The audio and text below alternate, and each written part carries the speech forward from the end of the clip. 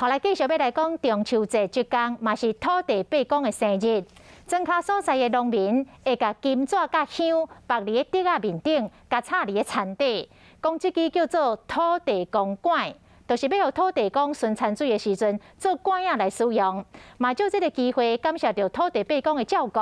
更加要祈求着土地伯公保庇讲下半年会当继续大丰收。旧历8月15，除了是中秋，嘛是土地公的圣诞。庄脚所在的农民会甲金纸和香摆伫竹仔顶，插伫田内底，这种习俗叫做土地公拐。这个就是一个就把它夹在里面，代表意思是讲，中秋节有咧做土地公拐，因为这个风俗已经差不多后一代人拢唔知影。做土地公拐是互土地公伯来顺产水的时，会使做拐仔来用，来感谢土地公平常时的照顾，而且嘛会使祈求后半年的收成会当大丰收。土地公拐啊，落个看看顺顺的。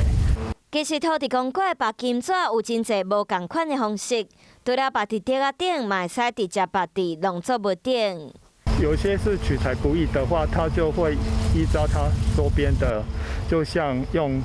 土地公拐，就是它比较